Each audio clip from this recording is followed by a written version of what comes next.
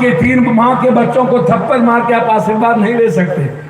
उस तरह पप्पू यादव अपने कुर्सी के लिए किसी जाति और धर्म को गाली देकर और काट मार करके भगवान का आशीर्वाद प्राप्त नहीं कर सकता है।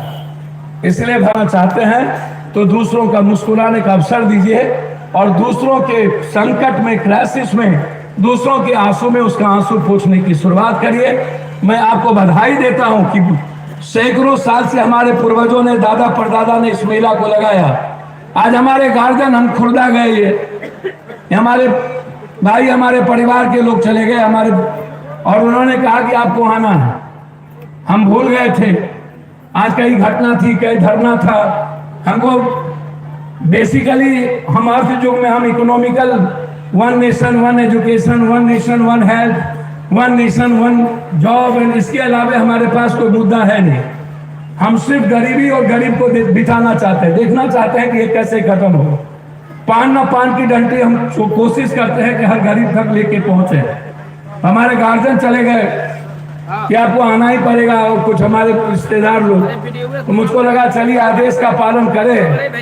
मैं आपसे, मुझे बहुत अत्यधिक खुशी हुई अपनों के बीच आके।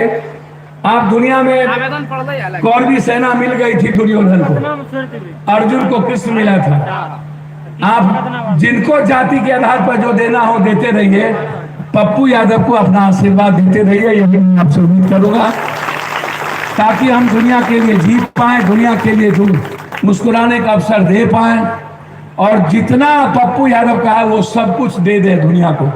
जिस दिन मेरे शरीर में एक बूंद खून बचेगा और मुझे लगेगा कि किसी एक गरीब की मदद करने में मैं चूक गया हूं, अपने शरीर का एक एक टुकड़ा, किडनी बेच देंगे उस इंसान के लिए। जब तक मैं जिंदा हूं तब तक किसी को दुखी देखना नहीं पसंद करूं। इसीलिए आपको मैं पैर छू के प्रणाम करता हूं। आप मेरे लिए अमूल्य है। आपको मैं आजादी के दुख में, अभाव में नहीं देखना चाहता। आपको मैं हमेशा डर और अभाव से बाहर देखना चाहता हूं। ये जो अभाव है ना, इंसान को बढ़ने नहीं देता है, जीने नहीं देता है, मुस्कुराने नहीं देता है, उसकी बहन को मुस्कुराने नहीं देता है, उसके माँ को मुस्कुराने नहीं देता है। और ये जो डर है ना, डर, ये मुट्ठी भर सिस्टम और ताकतवर लोगों का, ये जो बड़े बड़े दलाल लोग हैं उसका, ये आदमी को सोचने पर मजबूर कर देता है क्या हम कैसे जिए। ये जो 2 शब्द है ना, मेरे लिए सबसे खतरनाक शब्द है, और मैं नफरत करता हूं इन 2 चीजों से। इसीलिए मैं सिर्फ आपका हूं और मैं आपको भगवान मानता हूं। आपके अलावे मैं किसी को भगवान नहीं मानता। मेरे लिए सिर्फ आप भगवान हैं। मैं आपका सम्मान करता हूं।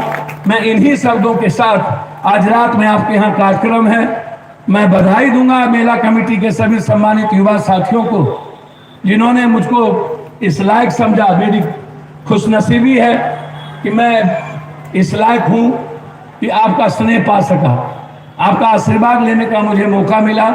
इसलिए मैं सारे युवाओं को धन्यवाद देते हुए, अपने पूर्व मुखिया जी और अपने गार्जियन जो पीछे बैठे हैं, आगे खड़े हैं, जो इस घोड़ा दौड़ के रेस में सब लोग सम्मानित गार्जियन आए थे, मैं सबका आशीर्वाद लेते हुए पुनः एक बार मैं आपको बधाई देता हूं कि ईश्वर आपके जीवन में कभी दुख ना आने दे, ईश्वर आपके जीवन में किसी तरह का संकट ना आने दे, ईश्वर आपके जीवन में आंसू ना आने दे, ईश्वर हमेशा आपके साथ रहे। और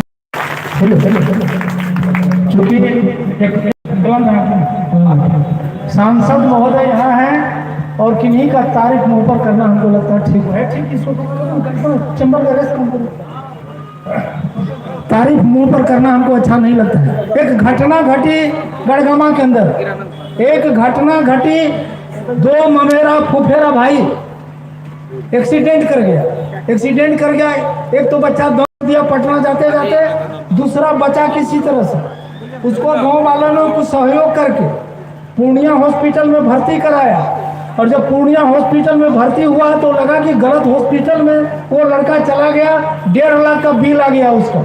हम कलानंद भाई से कहे कि सांसद महोदय हमको पहचानते नहीं है, पहचानबो नहीं करेंगे कलानंद भाई, उस बच्चा के लिए चलिए एक बार सांसद महोदय से पूर्णिया में मिले। कलानंद भाई गुड्डू जी से बात किए, कहा कि रात में पूर्णिया पहुंचेंगे, सांसद महोदय अगर आप लोगों को मिलना हो तो एक बार मिल लीजिए। हम कलानंद भाई यहाँ से पूर्णिया पहुंचते हैं, रात में रुके, 2 बजे